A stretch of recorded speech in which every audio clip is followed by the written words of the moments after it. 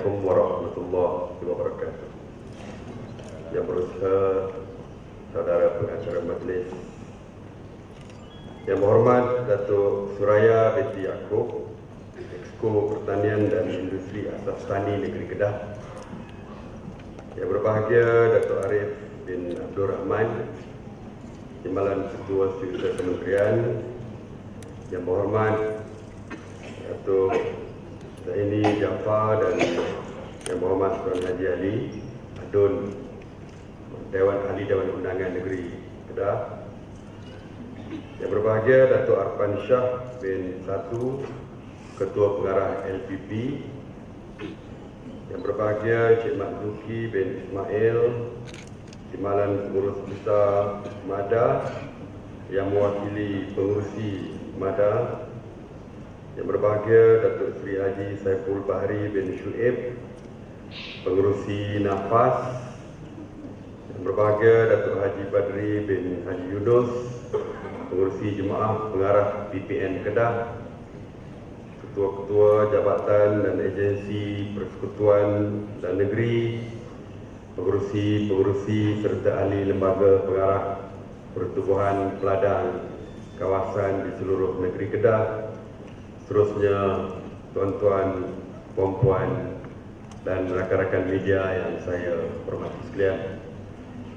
Pertamanya syukur saya kehadrat Allah Subhanahu Wa Taala kerana dengan limpah dan perkenannya pada pagi ini sekali lagi saya dapat menjejakkan kaki di bumi Kedah ini bersama-sama dengan tuan-tuan dan puan-puan sekalian. Saya memang sentiasa seronok dapat datang ke Kedah ni kerana dapat makan makanan yang sedap-sedap, terutamanya apabila breakfast makan pagi di rumah Datuk Suraya ni. Pagi ni dia beri saya makan pek ngok.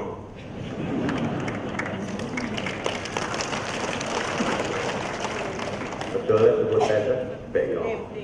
Jadi itulah, dalam hidup saya dah umur 45 ke 54. 25 hidup saya, dalam semua hidup saya inilah pertama kali saya makan pek ngok, makan dengan itik, gulai itik. Saya bagi itik serati, sini bagi itik. Itik apa tadi? Itik nila. Padang kata itik nila. Memang sedap lah. Jadi saya ingat sekali lagi tu, Wabi Suraya kalau datang rumah tak payah jamu lain lah, jamu pengor cukup. Saya juga di sini ingin mengucapkan terima kasih kepada LPP dan juga PPN serta PPK di seluruh bahagian di Kedah ni, kerana bukan sahaja menjemput saya tetapi mengasuh program yang ada pada hari ini. Dan terima kasih, saya kata tuan-tuan perlu ucap kepada Datuk Suraya ni, kerana dia yang bergerak suruh saya datang juga hari ni. Saya kata boleh tangguh hari lain. Saya kata tak boleh, sebab dia kata duit ni mesti dibayar sebelum puasa. Saya suka ke tak suka, saya ada masa ke tak ada masa, subuh ke pagi ke datang naik apa pun, mesti diberi ke sebelum puasa. Jadi saya tengok-tengok hari ni saja yang saya boleh datang. Walaupun sepatutnya Menteri tak boleh meninggalkan Kuala Lumpur waktu musim sidang Parlimen, kena minta kebenaran Perdana Menteri, sebab Parlimen sekarang ni panas. El Nino ni sampai dalam Parlimen sekarang ni. Jadi hari-hari panas. Jadi tak dibenarkan tinggalkan Parlimen. Tapi apabila Datuk Suraya beritahu, saya kena beritahu Perdana Menteri. Saya kata pesawah ni kita kena jaga ni. Jadi saya minta kebenaran nak mai ke Kedah, PM kata pi Kedah, bagi duit kepada pesawat. Jadi sebab itulah hari ini saya datang. Jadi terima kasih kepada Datuk Suraya samalah di atas apa nama usaha yang dilakukan oleh tuan-tuan dan puan-puan yang saya hormati sekalian. Apabila berlaku bencana, tak kira kemarau, banjir dan sebagainya, kita tahu. Kerajaan tahu kesusahan yang dihadapi oleh tuan-tuan sekalian. Bagaimana perasaan yang dihadapi oleh tuan-tuan itu kita dapat rasa. Sebab itulah baru-baru ini pihak kerajaan telah pun meluluskan permohonan daripada Kementerian Pertanian untuk mewujudkan satu tabung bantuan bencana. Apabila saya bentangkan di kabinet secara sebulat suara, khususnya Perdana Menteri bersetuju untuk kita mewujudkan satu tabung bantuan bencana dan dana yang diperuntukkan sebanyak 50 juta ringgit. Dan ini semua kerana kita tahu tak kiralah pesawat, penternak dan sebagainya, apabila tiba waktu bencana, apabila ternakan terkorban, sawah musnah dan sebagainya, habis segala pencarian untuk tahun itu. Jadi kalau tidak ada sumbangan daripada kerajaan dan sebagainya, tentulah saudara tuan-tuan dan puan-puan akan menghadapi kesusahan yang amat sangat pada waktu. Jadi sebab itulah faham kerajaan memahami. Inilah pentingnya ada kerajaan yang mulia, yang berjiwa mulia seperti kerajaan Barisan Nasional ini, yang kita sentiasa faham tentang masalah yang dihadapi. Apabila saya bentangkan kepada kabinet tentang tabung ini, jadi kita kata kita luluskan. Sebab kita tak tahu bila-bila akan berlaku bencana lagi. Sekarang ini akan kemungkinan besar akan berlaku bencana yang baru, iaitu El Nino ini. Walaupun di pihak kementerian kita telah pun mewujudkan satu jawatan kuasa khas, walaupun MADA dah maklumkan kepada saya, dia telah pun menyediakan air yang mencukupi. Dia dah bajet dah. Kalau terjadi El Nino, soal penanaman padi tidak akan terjejas kerana dah sediakan air dan sebagainya. Tetapi kita tidak tahu bagaimana kesannya, bagaimana El Nino ni bencananya besar atau tidak, kita tidak tahu. Dan kita sedang bersedia untuk menghadapi El Nino. Di kawasan-kawasan MADA mungkin tidak ada masalah yang besar. Yang kita takut di kawasan yang di luar Jelapang, yang mungkin akan mengalami masalah. Itu hari saya pergi ke Pendang, Kubuk Panjang. Di Kubuk Panjang di Kubuk Panjang. Bendang aja. Di Bendang aja. Kering kontang kawasan itu. Dan kita dah minta kepada JPS walaupun di luar bidang kuasa saya dah minta kepada JPS minta supaya kalau boleh buatkan tube well ataupun telaga yang tebuk dalam untuk keluar air dan sebagainya. Dan mereka sedang mengenal pasti semua. Saya minta bukan saja di Kubuk Panjang, tetapi di seluruh kawasan, di luar kawasan MADA, di Kedah ini, supaya kita tengok di mana kawasan yang boleh kita adakan tube well, supaya untuk jangka panjang kita boleh bersedia. Bukan saja musim El Nino, tapi di musim-musim lain kalau berlaku kemarau dan sebagainya. Kerana saya faham, apabila saya pergi tengok keadaan tanah kering macam tu, padi pula tidak akan menjadi, tentu saja padi akan mati dan sebagainya. Jadi kita tak tahu lagi akan apa lagi masalah yang dihadapi. Bukan saja sawah, mungkin saya tak tahu akan datang ini. Saya di Pak Nam beritahu saya tadi, pokok durian dia pun dah nak start mati dah. Pokok durian dah besar, dia kata. Takkan nak siram pokok durian yang besar ni, dia kata. Jadi dah start mati. Kita tak tahu bencana. Jadi sebab itulah kerajaan menyediakan tabung ini untuk membantu. Tetapi kalau boleh kita tak nak gunakan tabung ini. Kalau boleh kita nak supaya segala tanaman yang kita tanam akan dapat kita teruskan. Sebab itu kita nak, kalau boleh kita nak perbaiki dari segi sistem pengairan dan sebagainya, supaya tidak ada, walaupun bencana macam mana pun kita boleh menghadapinya. Tapi musim kemarau lebih mudah daripada musim banjir dan sebagainya. Bila musim banjir, kita juga menghadapi masalah. Saya dipahamkan di Kedah, waktu kemarau itu lagi sebanyak 1,525 juta hektar terlibat dengan musim kemarau. Banjir, keluasan 1,134 juta hektar terlibat dengan banjir dan sebagainya. Dan banjir sentiasa berlaku, kemarau sentiasa berlaku.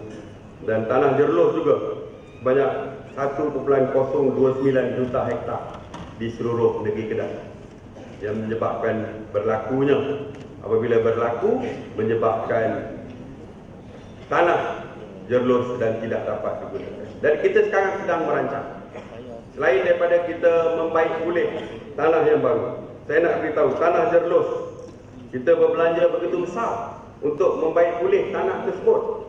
Pada tahun 2012 hingga 2013 kita berbelanja sebanyak 4,7 juta.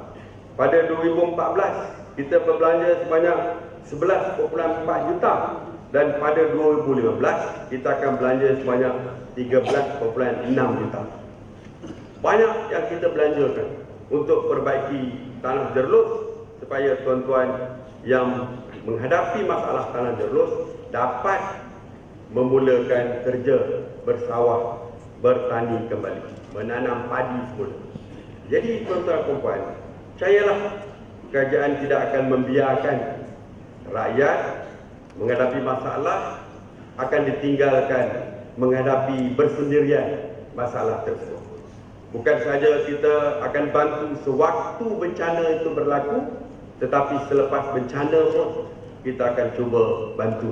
Bukan saja dengan bantuan berbentuk kewangan seperti yang kita beri pada hari ini, tetapi kita akan cari jalan bagaimana cara kita nak bantu supaya masalah yang ini dapat diselesaikan secara jangka panjang dan sebagainya.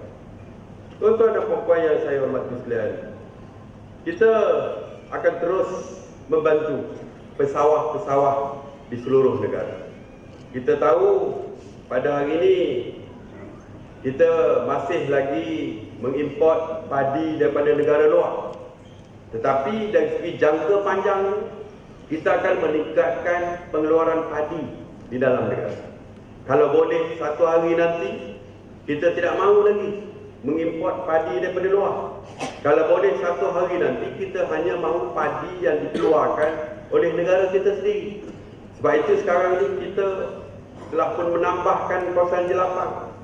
Tambah 4 lagi kawasan jelapang. Perdana Menteri kita dah umumkan kawasan jelapang di Sarawak, di Batang Lupar, kawasan jelapang padi di Kota Belud di Sabah, kawasan jelapang di Pekan dan di Rompin di Pahang. Kita dah tambah 4 kawasan jelapang lagi. Dan Mardi diberi peranan untuk membuat research ataupun kajian untuk mengeluarkan benih-benih baru supaya dapat ditingkatkan pengeluaran dan sebagainya. Semuanya ini bertujuan untuk menambahkan pengeluaran padi negara.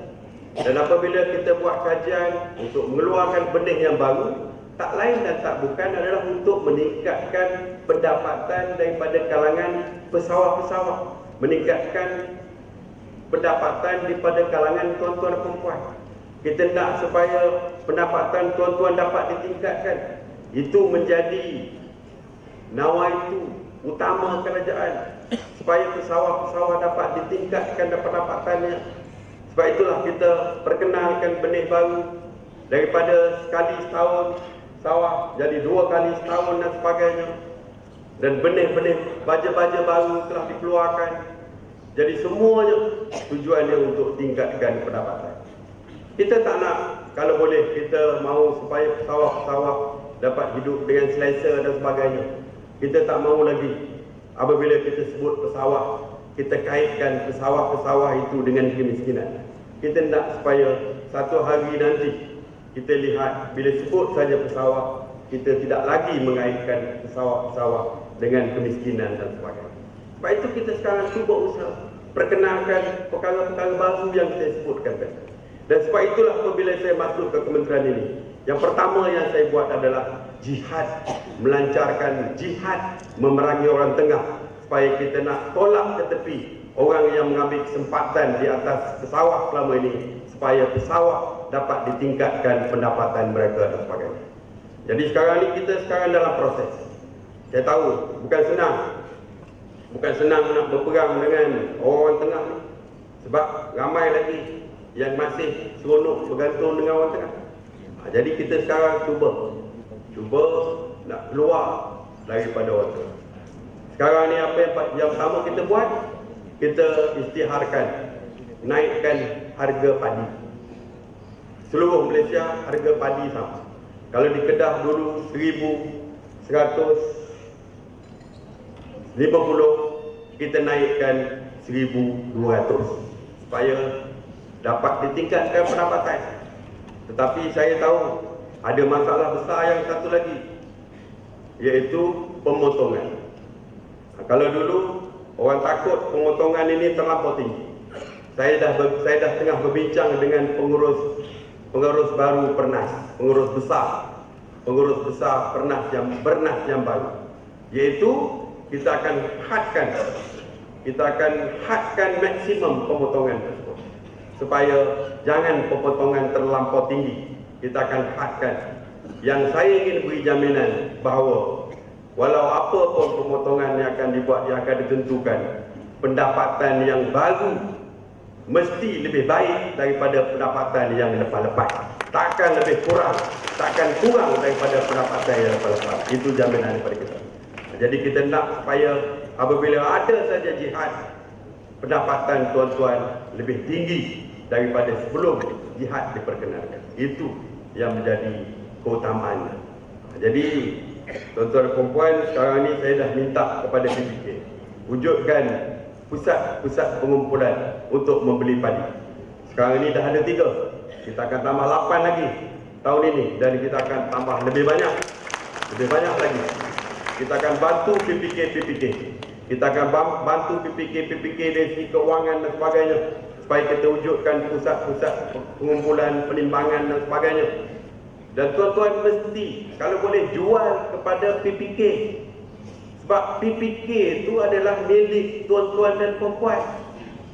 Duk pi jual kat orang lain pasal apa? Duk jual kat orang lain, dia orang untung, masuk poket dia orang. Tapi kalau tuan-tuan jual kat PPK, hujung tahun tuan-tuan duk tengok dividen tu pasal tuan-tuan jual kat dia orang. Besar untung, besarlah dividen tuan-tuan. Tuan-tuan akan dapat balik. Ini yang kita nak. Dan kita nak supaya selepas ini PPK tambah lori, PPK tambah mes jentuai dan sebagainya. Kalau PPK tak ada duit, macam mana PPK nak tambah lori? Kalau PPK tak ada duit, macam mana PPK nak tambah jentuai? Takkan semua kerajaan nak beri kepada PPK. Jadi PPK nak besarkan PPK mesti dibantu oleh ahli-ahli PPK untuk membantu PPK menambahkan pendapatan. Tuan-tuan jual padi kepada PPK, beli baja ke ataupun input pertanian daripada PPK, baru PPK maju. PPK itu adalah syarikat tuan-tuan dan puan, nama saja PPK, tetapi itu adalah milik tuan-tuan dan puan. Kalau duk pi kat orang lain, tak ada apa-apa. Dia duk kaya lah sendiri-sendiri, tak ada apa. Jadi sebab itulah saya nak supaya di dalam jihad memerangi orang tengah ini, penglibatan pesawat iaitu tuan-tuan adalah paling penting. Sebab kita tak boleh paksa. Saya mungkin boleh paksa. Siapa yang nak baja, siapa yang nak racun, siapa yang nak subsidi daripada kerajaan, mesti jual kepada PPK. Boleh saya buat macam tu. Tapi tentulah tuan-tuan marah saya. Tak bolehlah buat macam tu. Paksa. Saya tidak mau paksa. Kalau saya buat secara paksa, tak elok namanya. Sebagai sebuah negara yang mengamalkan pasaran bebas dan demokrasi, tuan-tuan diberi pilihan. Jadi sebab itu saya tidak ada paksaan. juallah kepada sesiapa, tetapi lebih baik kita jual kepada PPK.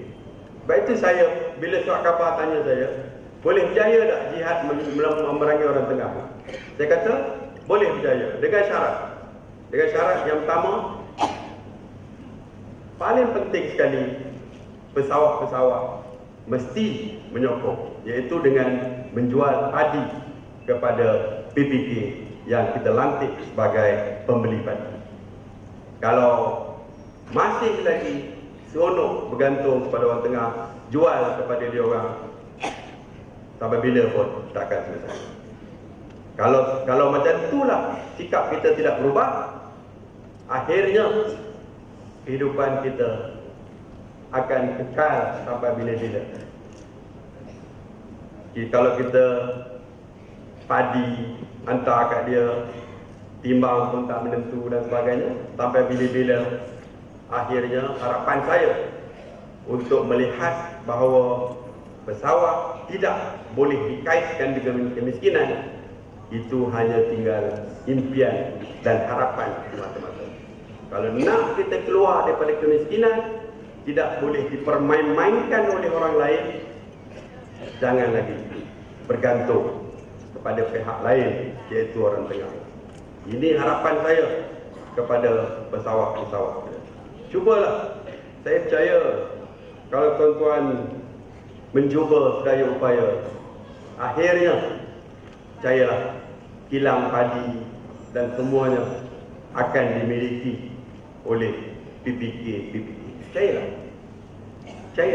satu hari esok kilang-kilang padi yang ada di seluruh Kedah ini semuanya akan diambil alih oleh PPK. Percayalah. Kalau kilang padi swasta tu, tak ada siapa yang nak hantar padi, nak hantar padi, nak pergi kilang dia, berapa lama dia boleh tahan? Akhirnya dia akan serahkan kepada pesawat, ambillah kilang padi ini, saya berilah, jual kepada orang semua. Waktu itu semua kilang padi di Kedah ni akan dimiliki oleh pesawat-pesawat melalui PPK. Ini dia sepatutnya visi yang ada kepada semua di Kedah ni. Jadi tuan-tuan dan puan, saya percayalah, sejak hari pertama saya berada di kementerian ini, saya ingin melihat pendapatan pesawat, petani dan nelayan berubah. Saya datang daripada keluarga petani, datang daripada keluarga besar orang kampung. Saya tahu apa yang dihadapi oleh tuan-tuan dan puan. Jadi saya sentiasa bersama dengan tuan-tuan untuk membangunkan kehidupan. Jadi saya akan terus menyokong tuan-tuan dan puan-puan sekalian. Satu lagi sebelum saya duduk, saya tahu Dato' Suraya dia nak ke Kuala Lumpur kerana hari ini ada mesyuarat Exco. Jadi saya tidak mahu memanjangkan ucapan saya, mesej saya sudah saya sampaikan. Cuma saya bila saya masuk ke Dewan tadi, sebelum saya masuk ke Dewan, ada satu rakan, satu hamba Allah tadi, dia jumpa saya.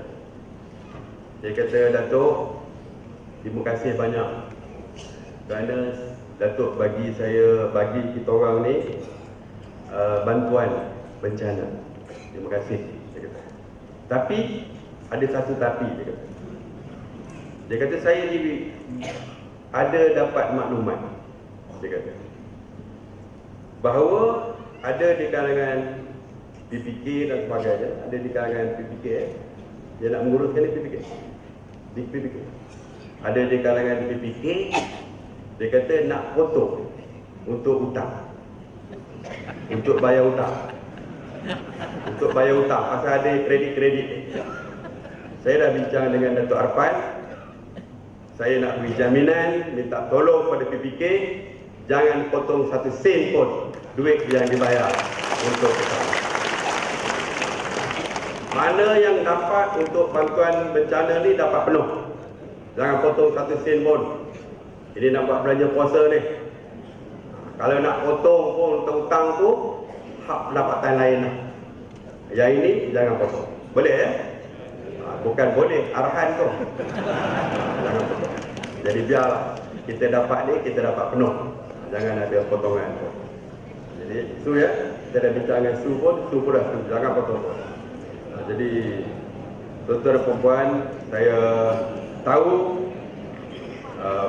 pendapatan bantuan ni bukanlah terlalu besar pada tuan-tuan dan puan, tapi itu adalah tanda ingatan kerajaan kepada tuan-tuan dan puan, dan tanda kerajaan sentiasa membela dan prihatin kepada rakyat. Jadi sekali lagi saya ucapkan terima kasih kepada Su, terima kasih kepada PPN Palang, terima kasih kepada PPK, pengurusi-pengurusi dan jawatankuasa PPK semua. Saya harap kita akan terus bersama-sama di dalam membela nasib petani, nelayan dan peternak. Terima kasih. Assalamualaikum warahmatullahi wabarakatuh.